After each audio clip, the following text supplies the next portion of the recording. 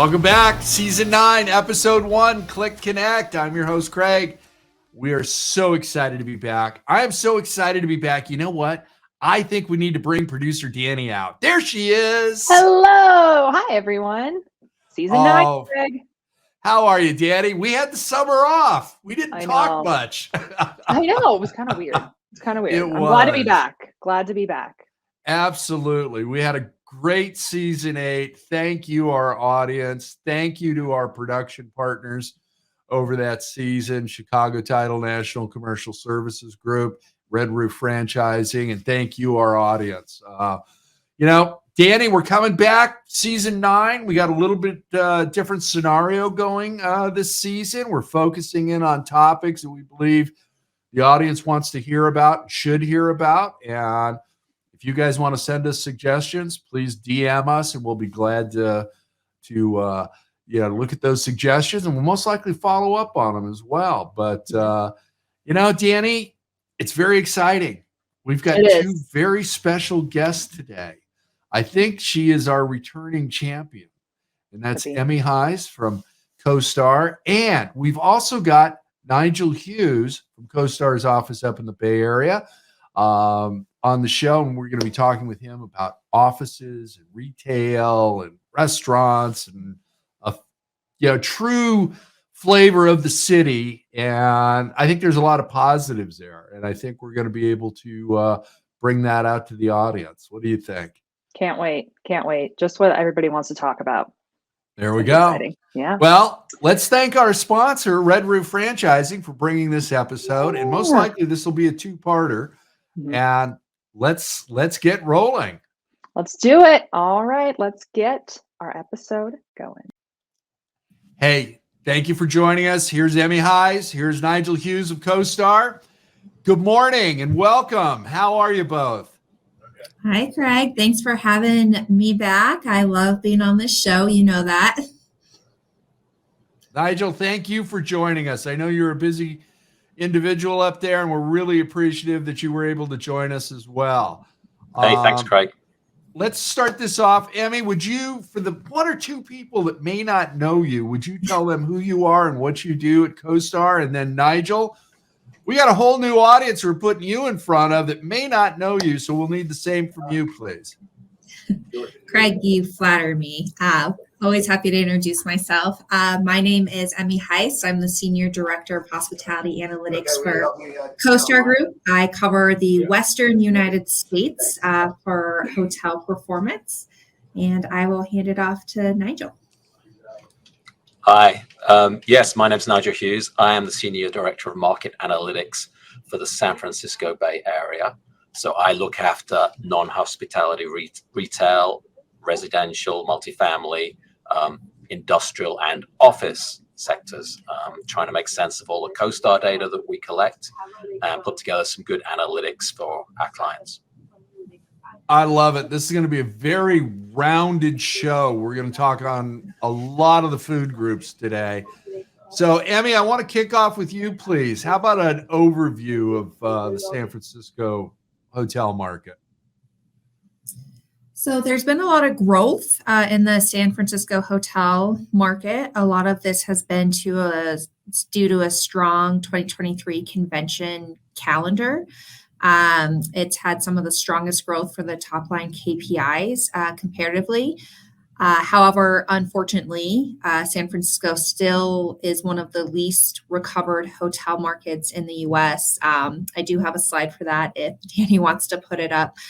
San Jose and San Francisco are the least recovered. They're one of the few markets where the average daily rate has not gotten back to 2019 levels, which really says something, especially considering what's been going on with inflation, that the average daily rate's not back. That said, even though it's not back to 2019 levels, San Francisco still has one of the highest average daily rate levels among the top markets in the United States. So even though it's not back, it's still among the highest levels. What is really lagging, I think, is the occupancy year to date through August. It's at about 66%. It used to be above 80% consistently prior to the pandemic. And that's due to a lot of different issues. However, I would say the biggest ones really are the lack of international visitors. Inbound have not come back, as well as the corporate traveler not coming back as well. And I think the biggest one is, bad negative national press that's deterring visitors from coming back as well. Couldn't agree more with you, Emmy. And let's put a pin in that travel back from China and Asia Pacific. Nigel, how about you? Let's talk about what's going on with the office market, retail, and the restaurant market and residential, please. Right. Yes. And the office market is usually where I start, because that's the one that is on everybody's minds and has been for a little while now. It's no secret that the office vacancy rate in San Francisco has gone from being the lowest in the country among major markets in 2020 to the highest now. So it's gone up from like 7% to well over 20%. And depending which metric you use, you could say it's over 30% if you look just at the leasable office space in the downtown San Francisco area. And it's still rising. So there's no sign yet of any improvement there. The reasons behind that are pretty well known by now, mostly hybrid working. The pandemic, which allowed people to realize that they can actually work remotely. They don't need to go in the office. And San Francisco's high reliance on tech companies was really the reason why San Francisco has suffered worse than many other markets around the country. So it was a very expensive place to live, San Francisco, back in 2019, after a huge long boom in the economy, with fed by the mobile digital tech world. We had all of these businesses locating in San Francisco growing. Prices went up, the costs of real estate, the cost of living, cost of doing business all rose. And so when the pandemic hit, a lot of businesses took the opportunity to relocate out of the market. And that's why we've seen such a high increase in office vacancy over the last 3 or 4 years now. So that's causing a lot of pain for office owners. And, that's leading to some problems in the capital markets as well. The housing market is, again, this was the most expensive housing market in the nation in 2020. It still is on many counts. But the thing with San Francisco is, the average multifamily rent here is still below where it was in 2020. So rents took a hit, vacancy took a hit during the pandemic, as in most other cities. But most other cities have come back since then, and their rents are well above where they were in the pre-pandemic period. In San Francisco, that's not the case. Rents are still below where they were in 2020, and they're struggling. They've been flat for the last year or so, and they're struggling to get back up. It's a different focus, really. I think the part of it is because of the this lack of population. One of the big effects of the pandemic is this population loss that has been throughout California, but really focused on the big cities, and San Francisco in particular. A lot of people left the area. So there's really a reduction in the amount of people around. And on top of this, we've had a loss of daytime workers in the downtown area. And then we've got, on top of that, this perceptions about homelessness and drug use and crime. And all of these things coming together have really, made it difficult for retailers to keep going in that downtown area. So around Union Square, which is the traditional, this was the regional retail center for Northern California. This is the place that people always wanted to go shopping for their big shopping trips. And so many stores have closed over the last few years, culminating this year in Nordstrom pulling out of the city. And then the major shopping center that they were in downtown, what was formerly called the Westfield San Francisco Center, got repossessed. Just yesterday, it got foreclosed on, and ownership transferred to a receiver. So that's struggling. And so there's definitely some challenges there. And we can't see retail really coming back until the economy starts to improve, until the city gets on top of some of these, problems that are plaguing the downtown area. Yeah, it's interesting, especially about the shopping center going into a receiver yesterday. It's New York's having its problems too. It was announced today they're closing the original Target store that opened, and that's in a major shopping center in Manhattan. So it's not just limited to San Francisco. You're seeing it in various other major metropolitan areas as well. Chicago's had its problems for a while, but I digress. I mean, I was up in San Francisco twice this year. I got to tell you, city was clean. It was beautiful weather. I met with over 16 lenders, had a meet and greet with them, talk about what they were doing, and that they were all still making loans. They still have challenges, no doubt about it. Interest rates been ratcheting up. But Emmy, let's dive back into Asia Pacific and China for a second. The flights from China alone were decimated to the Bay Area, #1 destination. And we're starting to see an upward momentum with that, which is, I think, going to help not only the hotels, but the restaurants and a few other things that are going on there. What are you seeing on travel back into the Bay Area? So before the pandemic, nearly 1/3 of the travelers to San Francisco were international tourists, and that made up 62% of tourism spending within the city. So the fact that it's not back to what it was, like I said, has a pretty big impact. A lot of those travelers were from Asia, particularly China. So China's obviously lifted their restrictions, but there is quite a big visa backlog. But I think some positive signs are that China named US as a group destination for their country. And also there's been a lot of headlines about airlines expanding their international flights to and from there, which obviously I know it's people going there, but also hopefully more people coming back. I've heard that there has been an increase this year in international visitors, but it's been from travelers from like South Korea, India, and Taiwan. And I've heard actually a lot of destinations, San Francisco included, are trying to target more visitors from India, and it seems that San Francisco is getting it. So the international demand is coming back. On a U.S. level, inbound international demand is still below pre-pandemic levels, and then outbound has exceeded 2019 levels. So we are still waiting. We're talking about how domestic revenge travel is over. But I'm hoping that international inbound revenge travel is a thing, and we start to benefit from it. I couldn't agree with you more. And I'm going to have to quote you on the end of revenge travel by U.S. citizens. Strong dollar in Europe and everything else. But San Francisco is really ground zero for our AHOA brethren and sisters.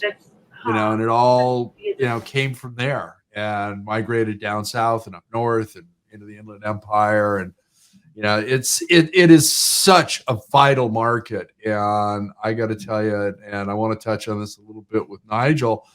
I think the mayor's office, the San Francisco Hotel Council, Visit San Francisco, Visit California, and various others are awake. And they're helping.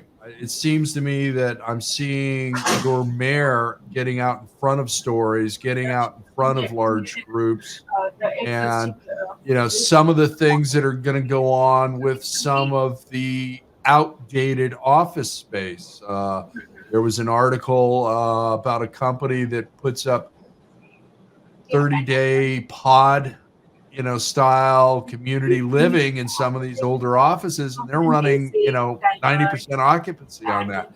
Is that something that's going to take off in that San Francisco market for the people who can't afford hotels, Nigel? Yeah, I'm not sure about that. It's certainly popular because it's cheap, right? Yeah. And it's very, it's still a very expensive market. So anything that's more affordable has been popular. Unfortunately, that particular building has been cited because it appeared in the news, and so the planning department has decided it's not permitted to do that anymore. So whether that will keep going in the long run, I don't know.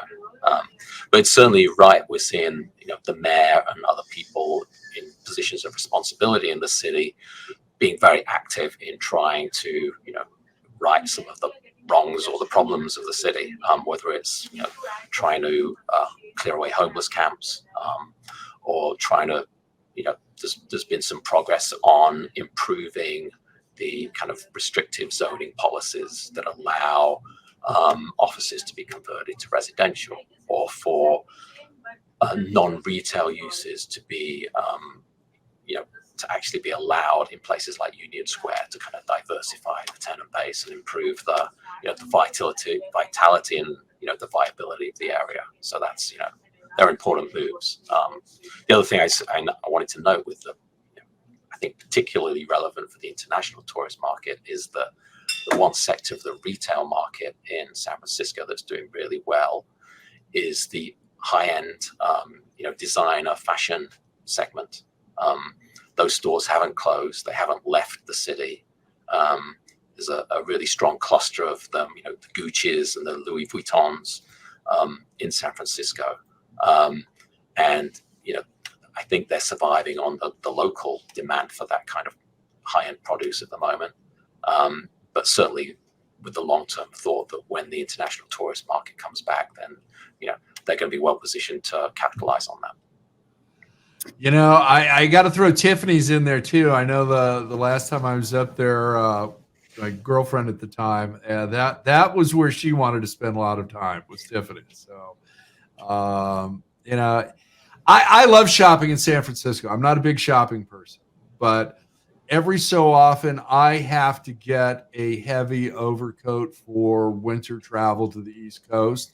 And since we know nothing about cold weather clothing in Southern California, I always make a trip up to San Francisco to get that overcoat.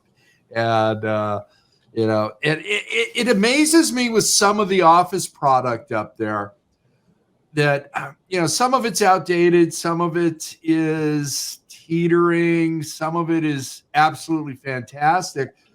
But Nigel, is AI going to be the savior of office space up there? Because you've got, I think, 8 of the top AI companies globally based in San Francisco now.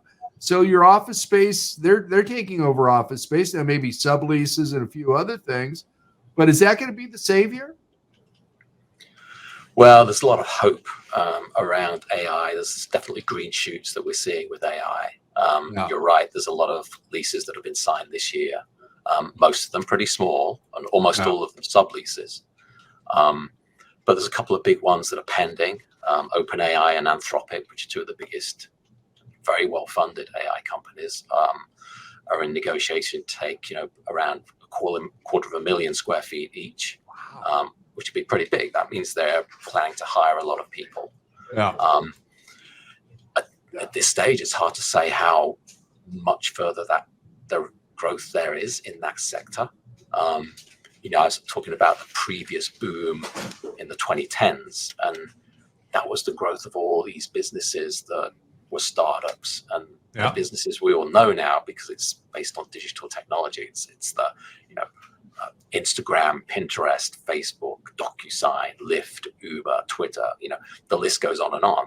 They all grew from next to nothing to these big global businesses that they employed thousands of people and they leased millions of square feet of office buildings. And that drove the boom in San Francisco, back in that last decade. At the moment, we don't know whether those sort of businesses are going to come out of AI or not. Or whether it's going to be a kind of a different tech thing that will be more about changing what we already do, behind the scenes in our technology, and the jury's still out on that. We're hoping it's going to improve the office market in San Francisco, but whether save it or not at this stage, we're not sure. Yeah, it's interesting. Now, Emmy, Salesforce just had a big event up there, and by all indications, that was a great event. Came off well. No major problems. What's going on there with groups? Because I know next year seems to be loaded into the boat and ready to make a big comeback. So in terms of groups, well, one, I wanted to touch on this when you're asking, Nigel, but the mayor is also helping convention business. So the mayor is talking to the reoccurring big groups to have them stay and talk about the upside of the city. So that's Dreamforce, that's the JP Morgan conference in January. And then also I've heard that the mayor is part of discussions with big groups. They're trying to, get to come back that might have relocated, or if they haven't been to the market before. So I think that's all a positive sign. I think the highest revenue generating events are the JP Morgan conference, which I believe is booked through 2025 to occur. So we at least have that at 24 and 25. Dreamforce, I know there was rumblings this year of like, okay, if this year doesn't go well, we'll consider moving, but the event went well. They said everything was clean. They felt safe. They said the event was a successful event. So it's the next big event that is going to happen in San Francisco is in November, and it's APEC, and it's a bunch of international leaders all coming to San Francisco. And so there's going to be a lot of eyes on San Francisco and giving it a chance to shine and show the benefits of the city. Also internationally, because, we talked about the national press. We don't know how far that got internationally. So if there could be good press from this conference, I think that's going to be a really good thing. It's funny, you were saying how you were in San Francisco twice. I was in San Francisco. What was it? I think 2 months ago. I saw Nigel. We met for dinner. It was so fun. It was beautiful. I didn't find the downtown area any different than a lot of downtowns I've been to. I travel quite a bit, and I had a really good time. Nice. I love it. Hey guys, you know what? We haven't even scratched the surface yet. So we're going to take a short break. We're going to be back with part 2 soon. So hang in there. Dani, thank you for everything you're doing. She's been really working hard, having 3 of us in the studio all at the same time. I appreciate it, Dani. Nigel, it's an absolute pleasure. We're going to have you back and just talk on all the other food groups in San Francisco. But before we let you go, we're going to film a second episode. Emmy, you are the queen. I appreciate you. Thank you very, very much. And we'll be back with part 2 shortly.